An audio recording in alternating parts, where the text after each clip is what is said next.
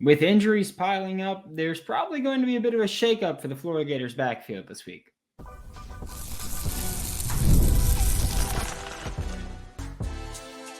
You are Locked On Gators, your daily podcast on the Florida Gators. Part of the Locked On Podcast Network, your team every day. Hello and welcome back to another episode of Locked On Gators, part of Locked On Podcast and Network, your team every day. Thanks for making Locked On Gators your first listen of the day every day. We are available daily and free reviews in the podcast and on YouTube. Happy Wednesday. I am Brandon Olsen. Find me on Twitter at WNS_Brandon. Find all my written work with New York Giants on SI. Today's episode of Locked On Gators is brought to you by Game Time. Download the Game Time app, create an account, and use code Locked On College for $20 off your first purchase. Now, the Florida Gators obviously have a big change in their backfield that we're not going to talk about a ton today. But Graham Merz is out. DJ Lagway is in. After it's been confirmed that Graham Merz has torn his ACL and will miss the remainder of this season. That's a major factor. However, I think it's overlooked the other major aspect of the backfield, which is that Montrell Johnson got hurt during the Tennessee game, right? And I know that both of these positions have Florida Gators fans want to see the young players play at those positions. I don't dispute that.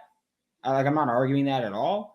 I will say that it could be a little tricky in the backfield when it's so young because Montrell Johnson got banged up. And while we didn't get a specific answer, and we might get a better timeline for that tonight when the injury report comes out, which Florida no longer releases a depth chart because Billy Napier is like, hey, with the injury report, you can kind of figure it out, which is BS, by the way. By seeing an injury report, we can't decide where we can't tell who's the depth chart, who's going to be at what spot on the depth chart, because you change that week to week, or you should at least. But Montrell Johnson is out, I am expecting him to be out this week. Based on what Billy Napier said on Monday's press conference, it kind of seemed to me like, hey, Montrell is probably going to miss this game. He said he doesn't think it's going to be a long-term issue.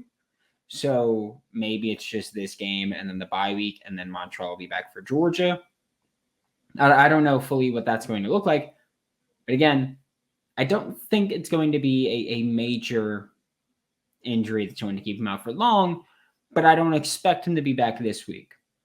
Okay? Then you have the guy who's been maybe the most impressive all-around back so far for the Gators this season, Trayon Webb. He missed this past week against Tennessee. He missed the week prior as well against UCF. And it wouldn't shock me if he was out this week. In fact, I'm expecting him to be out this week as well. He is someone that when he got injured, and I've mentioned this in passing on the show, and I've told the Locked On Gators insiders, which the link's in the description below if you want to be a part of that, that I was told he's going to be a few weeks, probably 4 weeks. That was 2 weeks ago, so I'm going to assume Trayon Webb will not be available for the game against Kentucky either.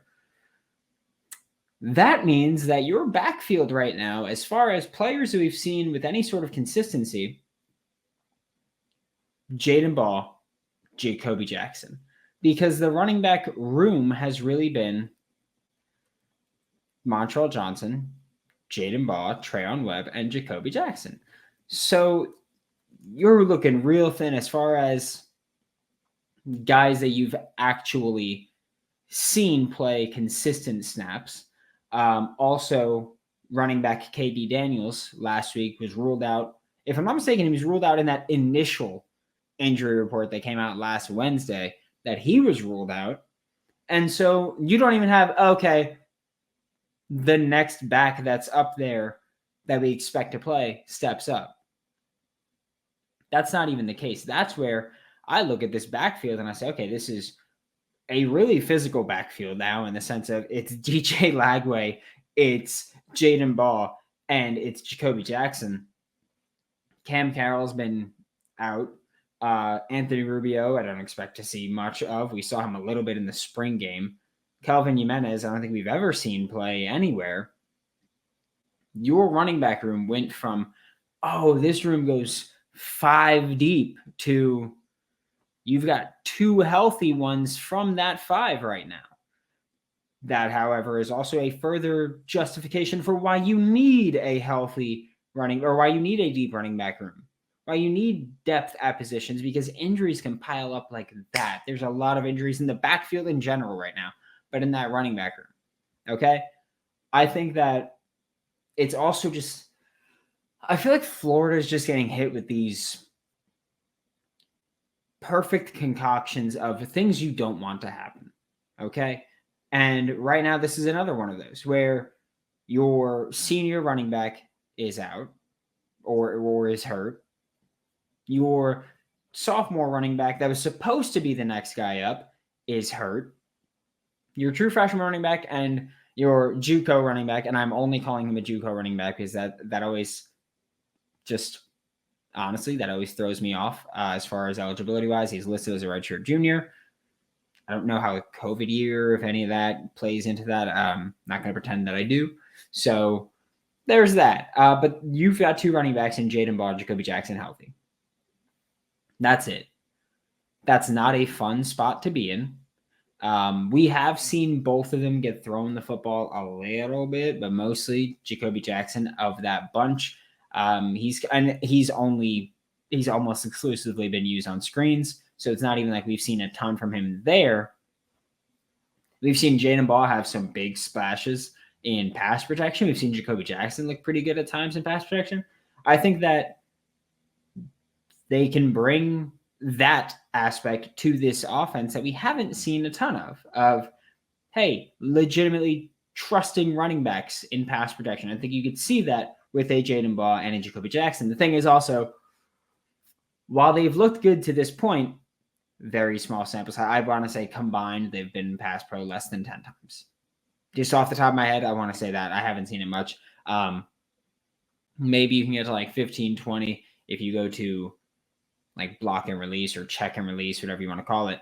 But I do think that they're both runner receiver potential. They are both pass protectors, or they are both capable of pass protecting.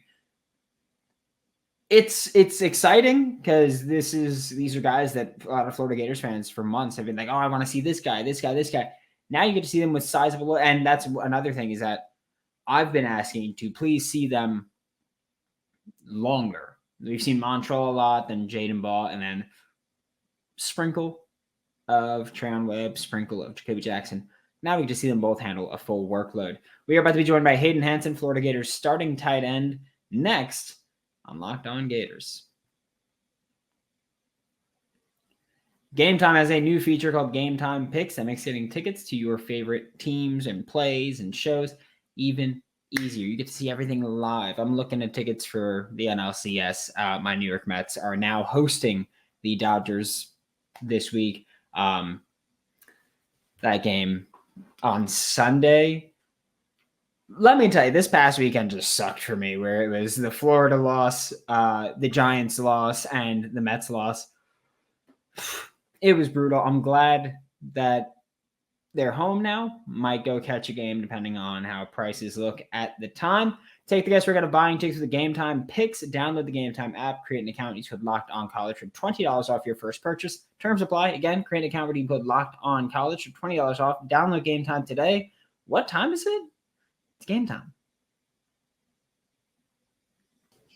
Joining me now for Locked On Gators is Hayden Hansen, Florida Gators starting tight end, and obviously we've got quite a bit to talk about today. You guys, as a team, played one hell of a game on all 3 sides of the ball, as well as special teams there. Overcame a lot, lost in overtime. Just walk me through what happened in that game. Yeah, I mean, I just feel like a lot what I said last week was true. Different mentality. We had a 2-game winning streak, the momentum, And I think it wasn't just me, obviously, but what annoyed a lot of us is we really dominated that first half. And it was just mistake after mistake on our end. It was just the littlest things, and it could have easily been 20-0 at halftime. When you watch that film, even in the second half, we're moving this ball up and down the field. Our defense is playing like the number one defense in the country. But it always came down to a little detail. Obviously the fumble on the goal line. One of Napier's big rules is you don't reach the ball. We reached it and fumbled. The 4th and 1, we didn't convert on that. Thought we could have got that. Obviously the interception. I even had a couple bad plays I need to get fixed. But I mean, at the end of the day, we all just have. It's like what I said last week. If we can just execute these little details, we can play with anybody. And I think we proved that. We can play with anybody. Offense just needs to keep going up like defenses, and once we meet what defense played, we're gonna be scary. Yeah, I've been openly critical about a lot of things, and I will say just it seemed like that was one of those true games where, and you've been coming on this show for 3 years, but consecutively right now it's been 8 weeks basically. And there's been times where you go hey, after the Miami game, for example, you're hey, we could run Pete, we could run the table, we can make a deep run. And there were comments that were kind of just what the hell is he talking about? Kind of that, oh yeah, football player gonna think they could do anything. But I do feel like this game against Tennessee was just, I think that was probably the best that we've seen this team play by a large margin. It was genuinely a great football team, great football performance, but just those little things just felt like they kept kind of, it was the Achilles heel during that game. Yeah, for sure. And I mean, it's just, we can play with any team. We showed that. We just have to go out there and do our thing, just keep getting better week after week. Yeah, and I have to ask you, if did you guys use Slackman smelling salts or something before that game? Because you guys, it was the most intense I've seen a team under Napier, really. The second we landed off that plane, we were just ready to play. And just imagine, say we win that game. I'm sure there's still going to be a couple people calling for fire Napier, but that's going to die down. We're probably ranked going to Kentucky. We take care of Kentucky. Now all of a sudden people are talking oh, we might be able to make the playoffs, obviously that didn't happen, but that's how close we were. That's how close we were to flipping the narrative. That's what I was talking about. And I think that's another thing that's annoying, because I just know what could have been right now, that 3-game streak in a row. But, obviously blocking the outside noise, what we did on Saturday gives a lot of guys in the locker room hope and momentum to keep going, because we just played the number 8 team in the country. And I'm just going to say it, I might get some hate for it, in the loudest stadium I've ever played in. We went in there, took it to them, shot ourselves in the foot over and over again, and we still had a ball game. So, yeah, Neyland is, and yeah, there's probably going to be people that will say things. I think the thing that I will say before anybody starts typing anything in the keyboard, the Swamp's like that a lot. And I feel like Neyland is like that only for the big games. And this was about as big as it gets. And it's always funny to me that even when Tennessee is perceived as the better team or the better team for that season, it's just always a brawl between Florida and Tennessee there. And to go back to this game, it felt like both you and Arliss were more involved in the passing game, especially early on. Was that simply just based on what the defense was giving you, or was there kind of an additional focus of, hey, we got to get the tight ends the ball? I hope it's what they were thinking, getting the tight ends the ball, but I just think the schemes Tennessee ran, exposed a lot of tight end routes, but yeah, I'm not even being biased. I just think when we get the tight ends the ball, we can move the sticks a lot faster. I think I saw a stat the other day that 7 out of the 9 catches I've had have either been a first down or a touchdown. So, so it's high percentage throws, most of the time when I run around, I'm open because they forget about me or whatever, and same with Arliss, Arliss is a great route runner. So, it was kind of cool seeing us both get involved at the same time. Yeah, there was one play where you were running kind of intermediate, and there was, I believe it was a receiver running shallow, and I saw you and I was like, oh, just I saw the flash hands, and I was like, just let it go. Yeah, you 9 catches and 7 for first downs or touchdowns, according to PFF there. But you kind of touched on this before, the first half. What was halftime like where you guys were up? Because when you think about it, perception wise, it's you guys were up 3-0 at halftime over the top 10, number 8 team ranked in the country. But missed opportunities kept that game close. So what was halftime like where you were up over number 8 like that?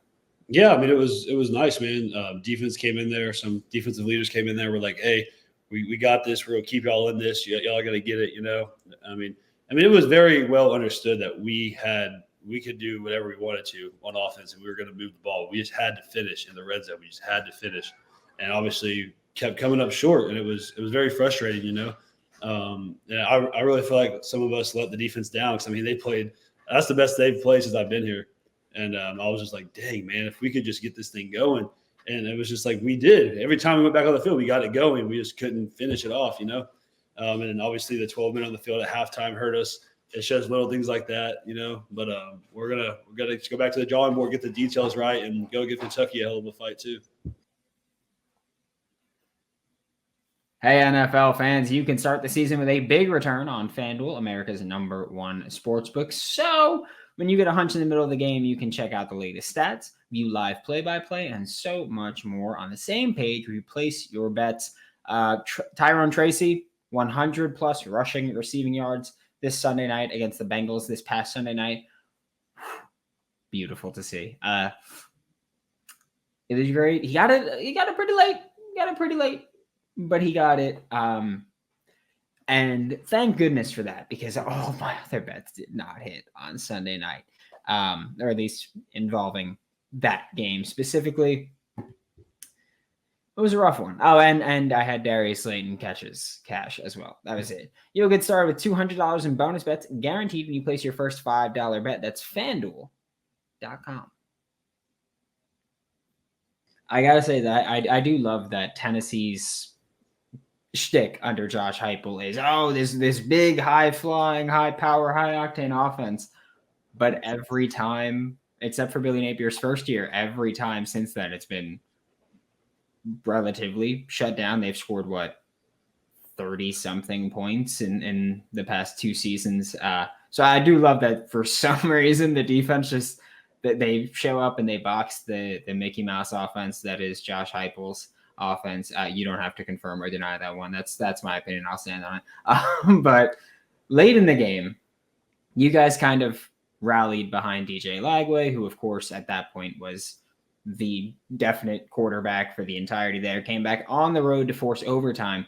What was it like prior to that final drive of regulation for you guys on the sideline? Yeah, I mean, I kind of grabbed him. A lot of other guys did too. I was like, you just got to lead us, man. That's why you came here, This is, I mean, you're Mr. Big Time. I mean, you're it, man. Like the fans love you. Fans have been calling your name. It's like go make a name for yourself. And I didn't have any fear. I knew when he stepped on the field, he was going to make something happen. And that ball to Chim was perfect on the money, right to his chest. And when I saw that, I was like in the back of my mind, I was like, I should go for 2 here. We almost did, and they called a timeout. So yeah, it's weird. I think DJ Lagway is in a very unique situation where he is so loved by the fan base. Anything could happen on any given play, and no fans get mad at him or anything. I think he's just got that. He's just invincible right now there. But I want to go back to a specific play at the end of the game or at the end of regulation. And I know a timeout was called, and we're pretty certain that Billy Napier's intention was to get Tennessee to call a timeout. Were you really ready to snap that ball on the 2-point conversion? Because I saw you and I was like, is that Hayden? I was loaded, man. We were ready. If they were going to call a timeout, I'm pretty sure we were going to run that. Yeah, that was – I think after they called a timeout, he was like, you know what, just kick it, which I probably would have done the same thing. But they definitely were ready for that. Yeah, I saw you get there, and I was like, "There's no way." I was like, "There's no way." We had a high school in our playoff game my junior year. It wasn't like that, but it was similar. Yeah, that was something. It was just it was an electric game, even with how messy it was at times. But Graham Merz injured on the touchdown pass to Arlis Boardingham, of course. what was, I guess, what was the feel on the sideline when it became, because it became increasingly obvious that Graham Merz was not going to come back into this game. He was in the locker room for so long. And then, of course, he finally came back with crutches. So just what was the sideline like as you guys kind of pieced together, hey, like Graham's not coming back here? I'm not going to lie, man. I didn't realize Graham was out until like late in the fourth.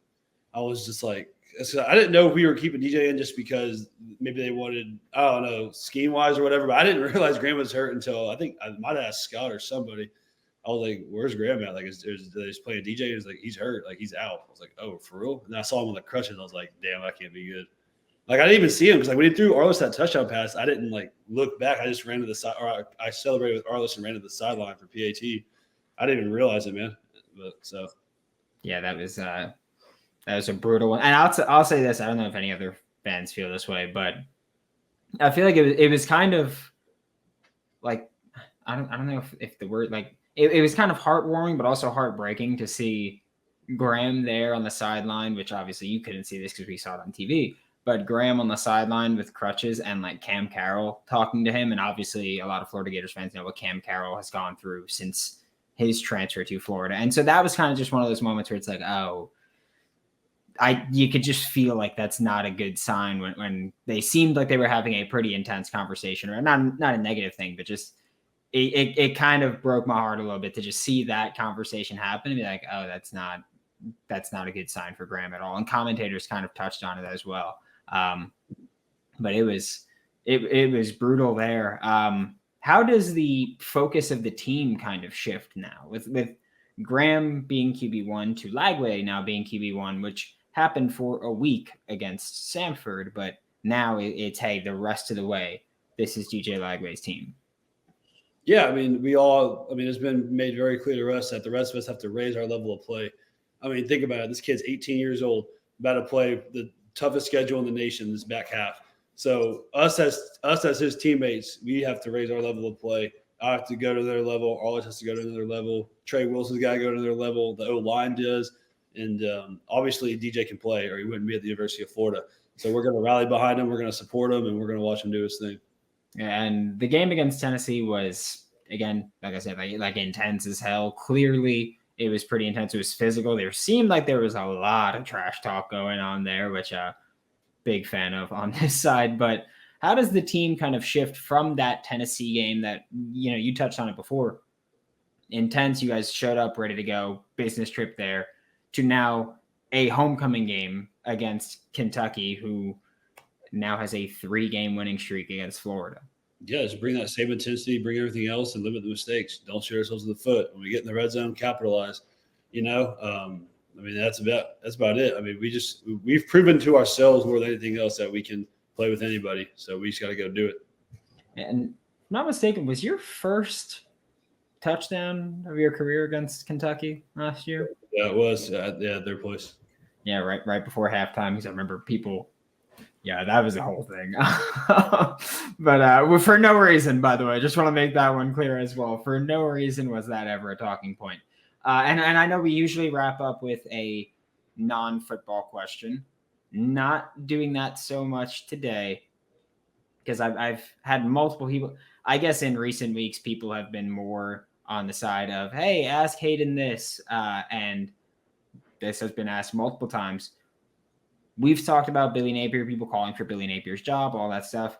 What's the feel in the locker room right now? You guys are 3-3 through the first 6 weeks first 6 games. But that was kind of thought of as the easier part of the schedule. So now that you're entering the harder part, what's the feel in the locker room where you're 500 here? And basically, if you go 500 again, you get a bowl game. Yeah, I mean, I feel like the confidence is there. We just played a top 10 team at their place and took it to them, minus the mistakes, obviously. I just think that happened at the right time. It gives us motivation. Obviously, everyone in that locker room, we still want to play for Coach Napier and the whole staff. And we would love to pull some upsets down the road. And we think that's very possible on just any given day. Spot the ball, we're going to go to work. All right. Thank you so much, Hayden. This was Hayden Hansen, Florida Gators starting tight end. Catch him every week with Locked On Gators every Wednesday and every Saturday playing for your Florida Gators. Thanks for making Locked On Gators your first listen of the day. Every day we are available daily and free wherever it's in the podcast and on YouTube. We'll be back tomorrow. Talk more Florida Gators football for Locked On Gators. I'm Brandon Olsen. Don't forget to follow me on Twitter at WNS_Brandon. Find all my written work with New York Giants on SI, and I'll see you all next time.